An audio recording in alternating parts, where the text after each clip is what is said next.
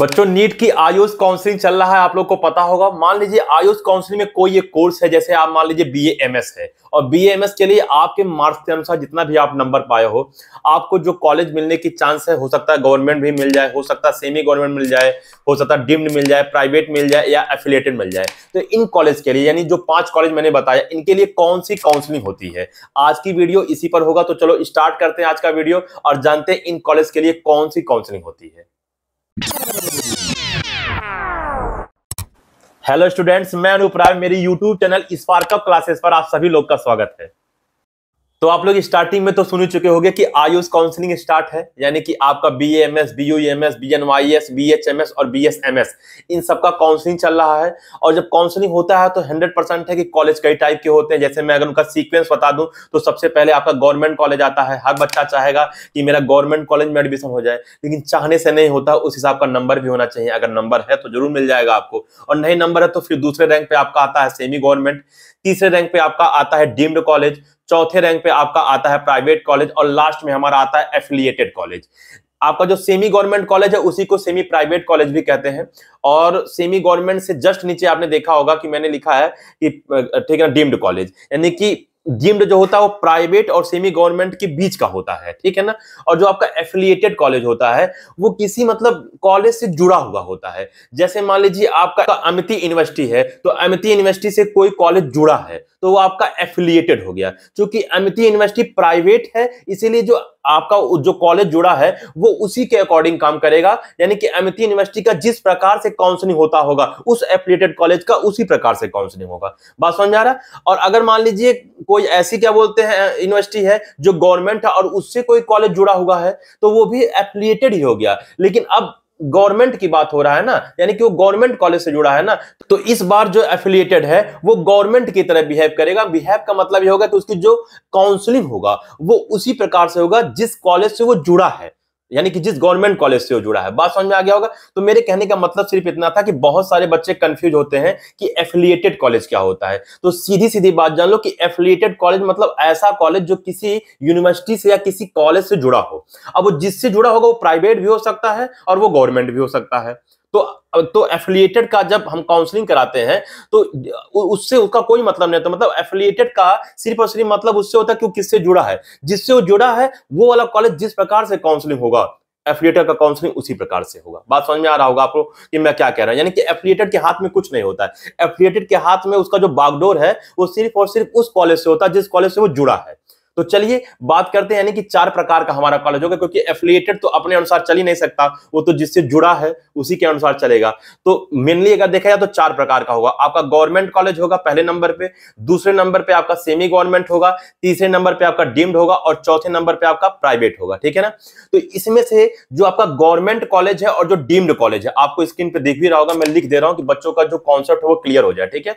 तो जो deemed college है और जो गवर्नमेंट कॉलेज है उनके लिए ऑल इंडिया कोटा काउंसलिंग कराया जाता है, ठीक। कौन कौन सा? गवर्नमेंट और डीम्ड।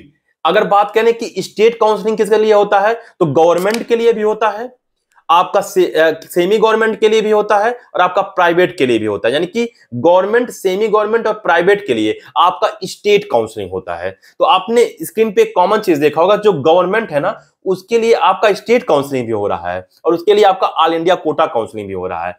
इसीलिए किसी बच्चे के मन में अगर ये डाउट है कि वो किसी स्टेट का है, मान लो राजस्थान का है और वो चाहता है कि मैं यूपी में जाके एडमिशन ले लूं, तो क्या ले पाऊंगा या नहीं ले पाऊंगा किसी अदर स्टेट में? तो बिल्कुल ले सकते हो, लेकिन आपको कौन सा कॉलेज मिलेगा? गवर्नमेंट कॉलेज मिलेगा। क्यों?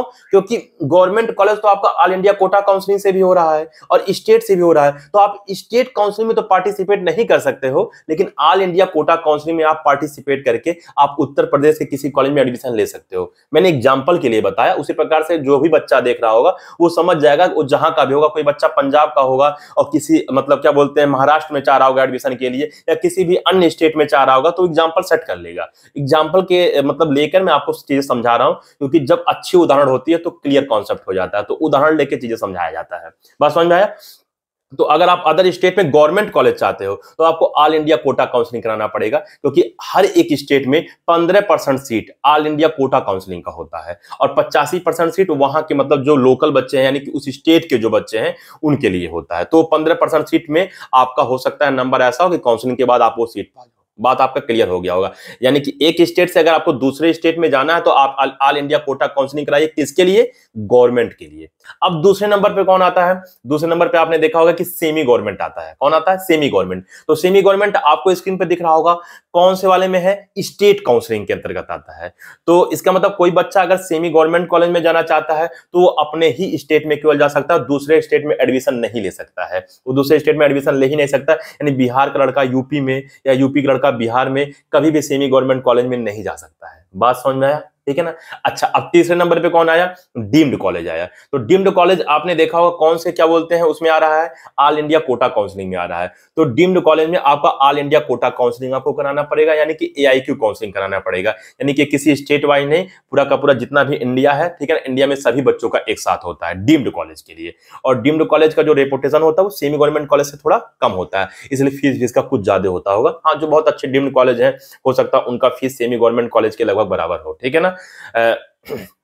अब बात करें लास्ट वाले का कि प्राइवेट वाले का। तो प्राइवेट वाला आप देखे होंगे कि किस में आ रहा है बताओ? स्टेट काउंसलिंग में आ रहा है। लेकिन इसमें एक थोड़ा सा ट्विस्ट है। आपका जरूर ये माइंड कह रहा होगा कि स्टेट काउंसलिंग के थ्रू ही इसका क्या बोलते हैं एडमिशन होगा, यानी कि स्टेट के बच्चों का ही प्राइवेट में एडमिशन होता है। हाँ, ये सही है, यह कि अपने स्टेट के बच्चों को ही प्राइवेट कॉलेज लेता है। लेकिन ये सभी स्टेट में नहीं, कुछ स्टेट ऐसे भी हैं जिसमें कुछ सीटें ऐसी होती हैं जो मतलब अदर स्टेट के बच्चों को भी ले लेती है। लेकिन सभी स्टेट की बात नहीं कर रहा हूं, कुछ स्टेट ऐसी हैं, जैसे आपका यूपी हो गया, बिहार हो गया और महाराष्ट्र हो गया। इनके जो कुछ प्राइवेट कॉलेज हैं वो ये कहते हैं कि हम दूसरे स्टेट के बच्चों को भी एडमिशन ले लेंगे। उसको कहते हैं ओपन काउंसलिंग, यानी कि ओपन काउंसलिंग के अंतर्गत ऐसा होता है। किसका एग्जांपल ले लिया? आपका यूपी में होता है, बिहार में होता है और महाराष्ट्र में होता है। यानी इन 3 जगह ऐसा है, और भी एक आध होगा, ठीक है ना, मतलब मैं 3 का एग्जांपल ले लिया। तो ये 3 ऐसा है जो अदर स्टेट के बच्चों को भी अपने में एडमिशन ले लेता है। प्राइवेट की बातें हो रहा है, लेकिन ये चीज हर जगह नहीं है। और यही बात कर रहे हैं हम लोग जम्मू एंड कश्मीर का। तो जम्मू एंड कश्मीर में आपका क्लोज काउंसलिंग होता है, यानी कि वो कभी भी वो ओपन काउंसलिंग नहीं कराता, यानी कि वो दूसरे स्टेट के बच्चों को अपने स्टेट में एडमिशन नहीं दे सकता है। प्राइवेट की बात हो रहा है बेटा, मतलब पहले स्टार्टिंग से मैंने बता दिया कि लास्ट बात हो रहा है, प्राइवेट की बात हो रहा है। तो जम्मू एंड कश्मीर में जो प्राइवेट कॉलेज है वो कभी भी दूसरे स्टेट के बच्चों को अपने में एडमिशन नहीं दे सकता है। बात समझ में आ रहा है? वहां क्लोज काउंसलिंग होता है, यानी कि जम्मू एंड कश्मीर में मान लो कोई एक प्राइवेट कॉलेज है तो वहां जो भी बच्चा एडमिशन लेगा वो जम्मू एंड कश्मीर का ही होगा, वो कहीं अदर स्टेट का नहीं हो सकता है। तो बात आपको समझ में आ गया होगा। आपका मन तो फिर कह रहा होगा कि सर तो एक एफिलिएटेड कॉलेज भी बताए थे। तो एफिलिएटेड कॉलेज मैंने स्टार्टिंग में ही बता दिया था कि वो जिससे जुड़ा होगा, गवर्नमेंट से जुड़ा होगा तो गवर्नमेंट की तरह, और प्राइवेट से जुड़ा होगा तो प्राइवेट की तरह उसका काउंसलिंग होगा। बात समझ में आया? तो बच्चों आपका कॉन्सेप्ट क्लियर हो गया होगा कि आयुष काउंसलिंग में किसी भी कोर्स के लिए, अगर मान लीजिए आपका सपना BAMS हो या BUMS हो, जो भी आपका हो, अगर किसी कोर्स के लिए अगर आप कॉलेज चाहते हो तो government, semi government, deemed, private और एफिलिएटेड में किस प्रकार का काउंसलिंग होगा। उम्मीद करता हूं कि आपका कॉन्सेप्ट क्लियर हो गया होगा। मैंने अपने तरफ से कोशिश किया कि एग्जाम्पल वगैरह लेके मैं आपको समझा सकूं। इसके अलावा बच्चों अगर आपको जानना है प्रेफरेंस लिस्ट पे वीडियो चाहिए आयुष काउंसलिंग का, तो आप बिल्कुल कमेंट करो, ठीक है ना। आपको जल्द से जल्द प्रेफरेंस लिस्ट पे वीडियो मिल जाएगा। और भी अगर आपको कोई दिक्कत हुआ है इस वीडियो में, कहीं कोई आपको कमी नजर आया तो आप बिल्कुल कमेंट में कहें, क्योंकि जब हम अपनी कमी जानेंगे तभी सुधार करेंगे। तो ठीक है स्टूडेंट, मिलते हैं अगली वीडियो में, तब तक के लिए जय हिंद।